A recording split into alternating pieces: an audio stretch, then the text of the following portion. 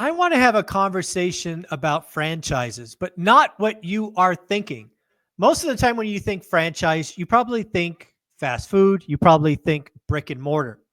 But I think what you're going to see over the next couple of years, and certainly over the next decade, is more and more franchises being home based businesses.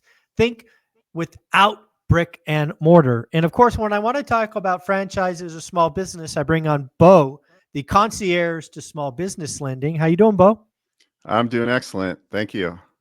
Yeah, this is an important conversation. I think more and more people are going to look for home based businesses, or perhaps maybe they already do something, perhaps in the real estate industry, and they want to leverage what they already have to do something else.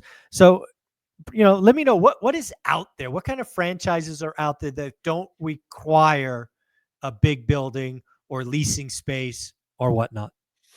So there's lots of options actually. That's what I love about it. When I first got into the franchising world, I only thought about Subways of the world, and then I Yeah. realized that there's well over 3,000 franchises every year. There's a couple hundred new franchises that come into the space.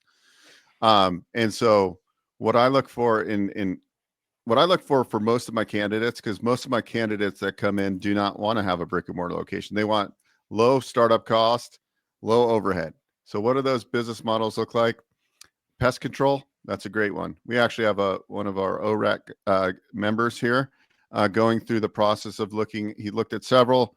I think right now he's most inclined about pest control. The brand he's looking at does residential, commercial, and they also have a division that does government contracts. And you can run that from your house to start. Now, eventually, when you scale a business big enough, if you have enough trucks, it makes sense for you to get a building. But keep in mind, part of what I like to play, because I have a real estate hat and I have a business lending and I have a franchise hat, is that let's use SBA financing to grow our wealth. What I mean by that is, let's just take this avatar and he ends up investing into this pest control franchise, and he does well. And then after 2 years, he now has an established business, maybe even sometimes after a year and a half. And now he's ready to leave his house. And why don't we tap into SBA financing? So on a business expansion, as long as he's going to occupy 51% of the building he's buying, I can do up to 100% financing. That's right, 100% financing. Right Wow. now we talk about, look, I like to go full circle with everything I'm doing. Now we talk about, okay, because this gentleman still has a W-2.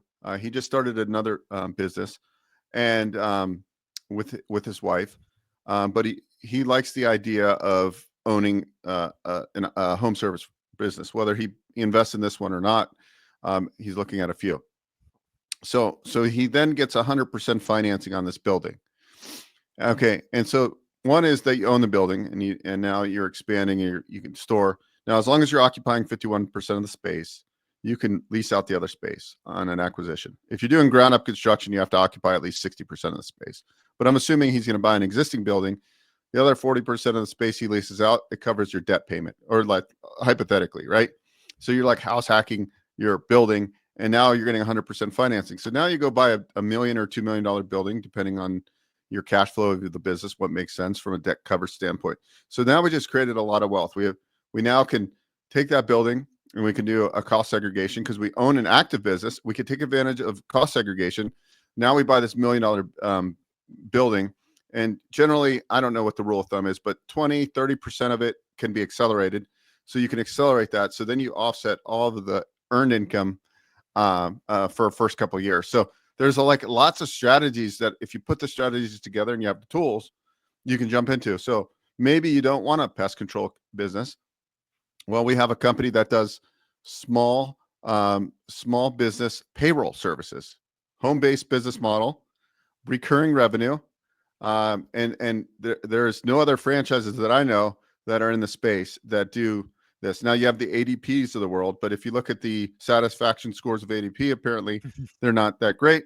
And there's nobody facilitating the 2 to 25 employee type of businesses, which is, there's a lot of us out there that have these smaller businesses, and we want to outsource payroll. Yep. It's a very good business model, low startup costs, recurring revenue, another chime.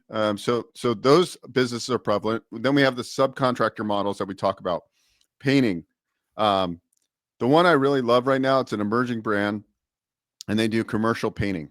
Okay, that Mm. their focus 100%. Why commercial painting? Because your average ticket is way higher, and you service. You don't actually hire painters. You get subcontractors, and they paint. So you don't have. It's really a marketing business. So if you're an empire builder and you're not afraid to be the mayor of the town, we like to use that mayor of the town. You go out, shake hands, kiss babies. I have a lot of those type of businesses. But I had a conversation today. Look, at the end of the day, you have to do work. And if you want it to Hmm. be more, if you want a business model to be more semi-absentee, meaning you're not as involved, it means you have more money invested in the business because you have to hire for what you would be doing. You have to hire the general manager.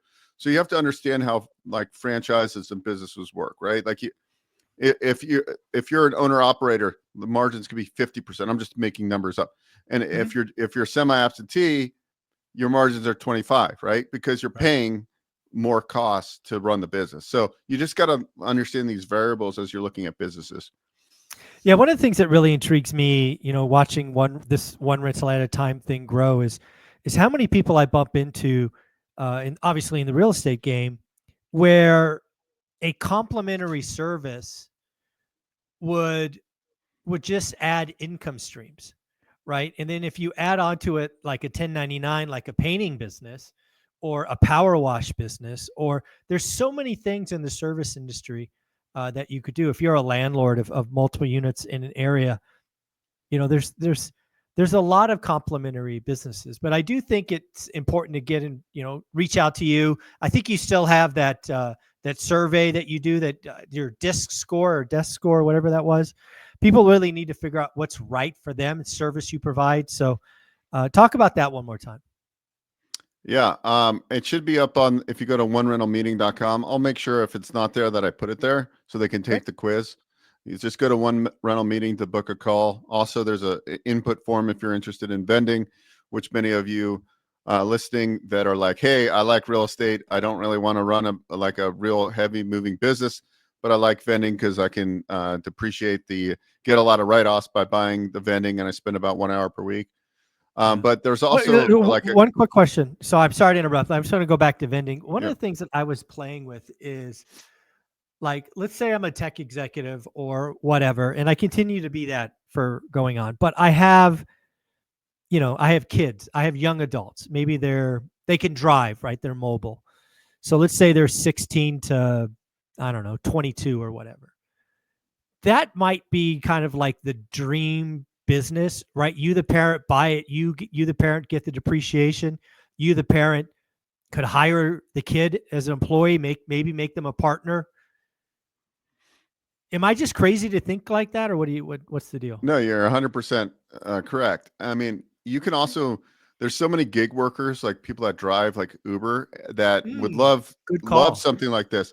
I interviewed somebody for one of my events, and he built a pretty sizable vending business, and he does the micro marts and things like that. And that's what he does. He gets gig workers.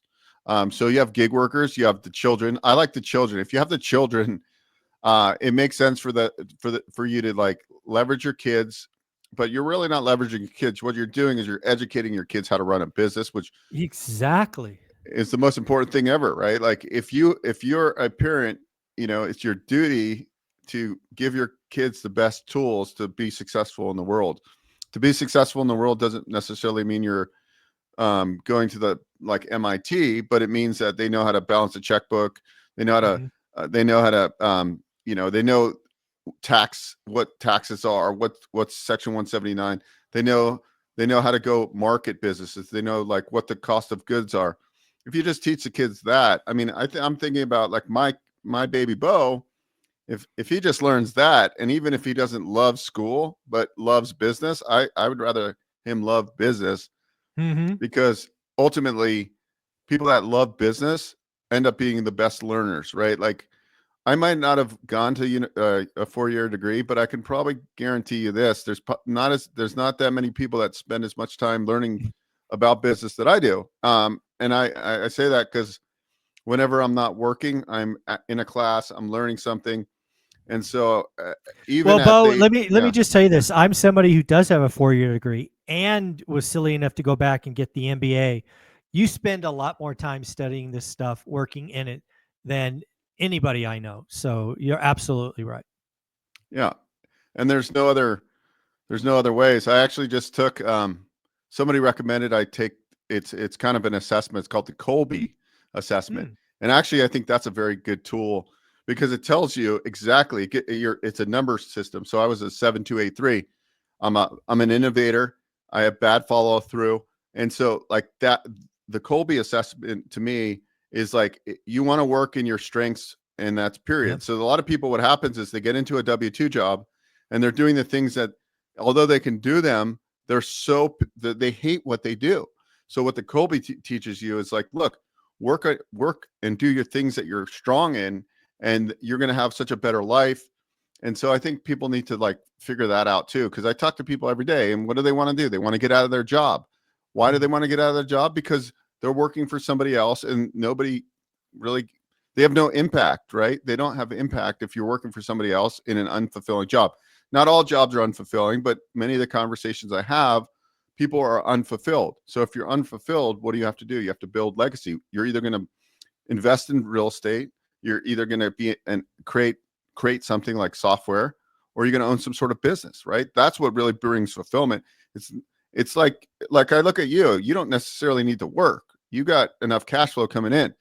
Why do you still work? It's because you get ultimate satisfaction out of seeing this thing grow and then getting these people that buy their first rental property, right? That's more important than the money to you at this point. Like the money doesn't Mhm. really matter to you. I mean, you love making money, but at the end of the day, you could just go do whatever you want and golf every day, but you choose to put out Yeah. 13,000 videos because you get more impact and satisfaction out of that.